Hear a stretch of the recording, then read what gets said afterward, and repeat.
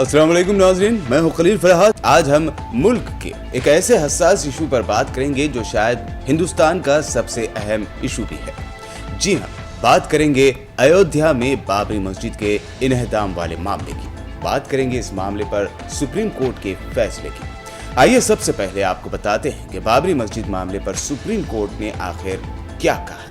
21 मार्च साल 2017 मुल्क की सबसे बड़ी अदालत यानी सुप्रीम कोर्ट ने बाबरी मस्जिद मामले पर अहम तबसरा करते हुए कहा कि दोनों फरीकैन आपस में मिलकर राम मंदिर मामले को सुलझाएं। सुप्रीम कोर्ट का यह भी कहना था कि अगर जरूरत पड़ती है तो सुप्रीम कोर्ट के जज सालिसी यानी मीडिएशन को भी तैयार है। सुप्रीम कोर्ट का कहना था कि बाबरी मस्जिद का मामला मजहब और आस्था यानी अकीदत से जुड़ा हुआ है। अदालत ने इस मामले के फरीकैन को बातचीत के लिए आइंदा जुमा यानी 31 मार्च तक का वक्त भी दिया है। मुल्क के सबसे अहम और हसास इस मसले पर सुप्रीम कोर्ट के तबसरे के बाद हिंदुस्तान भर में करीब इस इशू को लेकर ही बहस चल रही है। हर जानिब से इस पर रद्दअमल सामने आ रहे हैं। बहरहाल एक नजर में देखते हैं कि अयोध्या में बाबरी मस्जिद या हिंदू तबके के मुताबिक राम मंदिर का ये पूरा मामला आखिर क्या है। 1528 में दावा किया जाता है कि अयोध्या में बाबरी मस्जिद की तामीर हुई। 1859 में बरतानवी हुकूमत ने तारों की एक बाड़ खड़ी करके मुतनाज़े जमीन के दाखिली और बाहरी अहाते में मुसलमानों और हिंदुओं को अलग अलग इबादत करने की इजाजत दे दी। 1885 में ये मामला पहली मर्तबा अदालत पहुंचा। महंत रघुबर दास ने फैजाबाद अदालत में बाबरी मस्जिद से लगे एक राम मंदिर की तामीर की इजाजत के लिए अपील दायर की। 1949 में बाबरी मस्जिद में खुफिया तौर से लॉर्ड राम की मूर्ति रख दी गई और दावा किया गया कि हिंदू तबके के भगवान राम की पैदाइश यहीं हुई थी। इसके बाद कुछ अफराद की जानिब से ये दावे भी सामने आने लगे कि मंदिर हटाकर बाबरी मस्जिद तामीर की गई थी। 1984 में बाबरी मस्जिद की जगह मंदिर की तामीर के लिए एक कमेटी तश्कील दी गई। 1986 में बाबरी मस्जिद की जगह जो अब मुतनाज़े जगह करार दी जा रही थी, इस जगह को हिंदू ज़ायरीन के लिए खोला गया और 1986 में इसी साल में ही बाबरी मस्जिद कमेटी भी तश्कील दी गई। 1989 में 9 नवंबर को इसी साल साबिक वजीर आजम राजीव गांधी की हुकूमत ने बाबरी मस्जिद के नजदीक शिलान्यास की इजाजत दे दी। 1990 में भारतीय जनता पार्टी के सीनियर लीडर लाल कृष्ण आडवाणी ने हिंदुस्तान भर में रथ यात्रा की शुरुआत की। 1991 में रथ यात्रा का फायदा बीजेपी को हुआ और वो यूपी में इख्तिदार में आ गई और फिर मुतनाज़े जगह पर मंदिर बनाने के लिए मुल्क भर से ईंटें भेजी जाने लगी। 1992 में 6 दिसंबर के दिन हजारों की तादाद में हिंदू सेवकों ने अयोध्या पहुंचकर बाबरी मस्जिद को ढा दिया, जिसके बाद मुल्क भर में फिरका वाराना दंगे भड़क उठे। 1992 में ही जस्टिस लिब्राहन की सदारत में एक जांच कमीशन तश्कील दिया गया और 1993 में इस कमीशन ने जांच शुरू की। साल 2002 में मुतनाज़े मुकाम पर सैकड़ों हिंदू अकीदतमंदों की भीड़ इकट्ठी होनी शुरू हुई। हाई कोर्ट के ASI को इस बात की जांच करने के लिए कहा गया कि 1528 में पहले वहां मस्जिद थी या नहीं। साल 2003 में ASI ने कहा कि मुतनाज़े जगह पर मंदिर के बाक़ियात के सबूत हैं। साल 2003 में ही लिब्राहन कमीशन ने अपनी रिपोर्ट सौंप दी। 2010 हाई कोर्ट ने इस मुतनाज़े मुकामात को 3 हिस्सों में तकसीम करने का फैसला सुना दिया।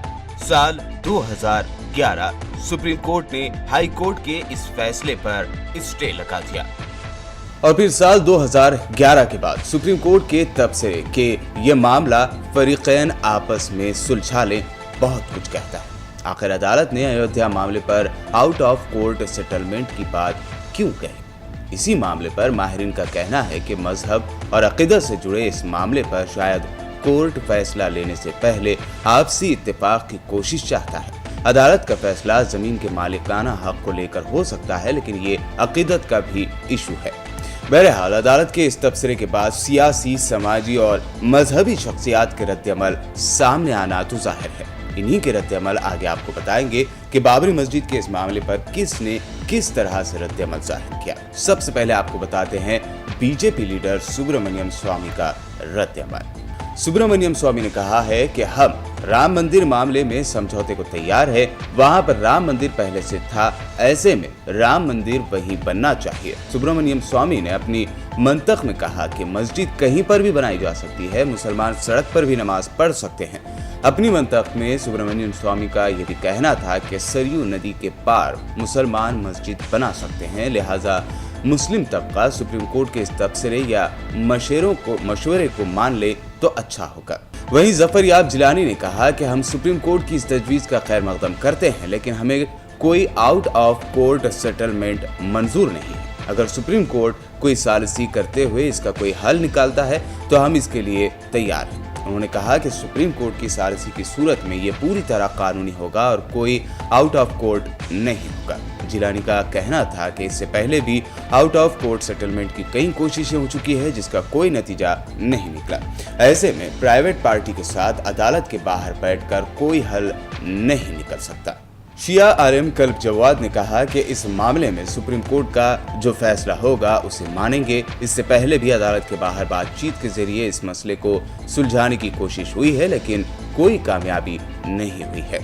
बीजेपी के तर्जुमान सांबित पात्रा ने कहा कि सुप्रीम कोर्ट ने अच्छी पहल की है, ये बेहद खुशगवार तरीके से हो, बीजेपी इसका खैर मकदम करती है। वहीं राष्ट्रीय स्वयं सेवक संघ यानी आरएसएस के सीनियर लीडर दत्तात्रेय होसबोले ने कहा है कि सभी हिंदुस्तानियों की शिरकत से राम मंदिर की तामीर की जानी चाहिए। उनका कहना है कि ये फैसला मजहब, पार्लियामेंट और उन सभी फरीकों को करना है जो अदालत गए हैं। इसके अलावा मुमलिकती कानून वजीर पीपी चौधरी ने सुप्रीम कोर्ट की तजवीज़ को सही करार दिया है। उन्होंने कहा कि हम कल से ही सालिसी की कोशिशें शुरू करने को तैयार हैं। दूसरी जानिब ढांचा गिराए जाने के वक्त कार सेवकों के साथ मौजूद रही और मामले में मुलजिम रह चुकी उमा भारती ने अदालत के फैसले का खैर मकदम करते हुए कहा कि उन्हें भरोसा है कि मुस्लिम समाज राम मंदिर की तामीर में ताउन करेगा। उमा भारती का मजीद कहना था कि ये पूरा तनाज़ा अब तो सिर्फ जमीन का तनाज़ा रह गया है। इस दरमियान कांग्रेस पार्टी का कहना है कि राम मंदिर का मुद्दा बीजेपी के लिए अकीदत का नहीं बल्कि सियासी मामला है। कांग्रेस एमपी प्रमोद तिवारी ने कहा है कि ये इशू बीजेपी के लिए ना तो अकीदत का सवाल है और ना ही वो इस पर कोई अमल या हल चाहती है। बीजेपी के लिए ये इशू पूरी तरह से एक सियासी मामला है।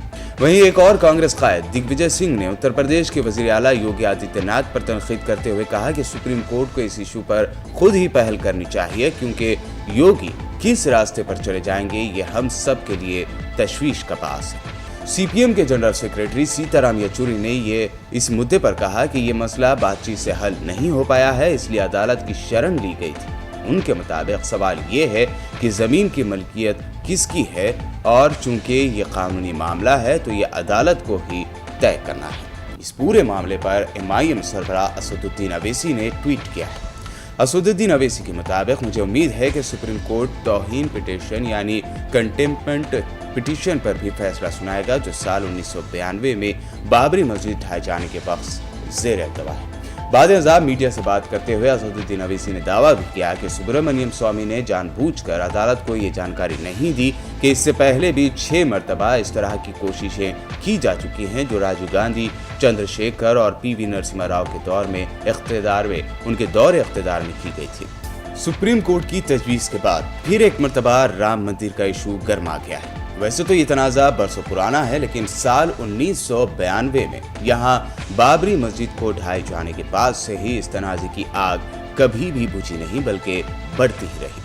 भारतीय जनता पार्टी ने राम मंदिर का कार्ड खेला है और हिंदुत्ववादी वोट अपने नाम किए हैं, और अब जबकि उत्तर प्रदेश में बीजेपी की तारीखी जीत हुई है और उसकी यहाँ हुकूमत बनी है, ऐसे में सुप्रीम कोर्ट का राम मंदिर मामले में तजवीज़ मंजर आम पर आने के बाद फिर से राम मंदिर के नाम पर सियासत गर्मा गई। सवाल उठ रहा है कि क्या साल 1992 वाला माहौल फिर बनने लगा है?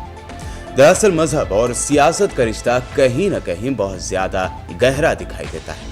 अगर उसे समझना है तो राम मंदिर की ही मिसाल ले लीजिए। मजहब के नाम पर सियासत की गई और धीरे धीरे सियासत को ही मजहब बना दिया गया। फिर सियासत की बिसात पर आम लोगों को मजहब के नाम पर मोहरा बना दिया गया।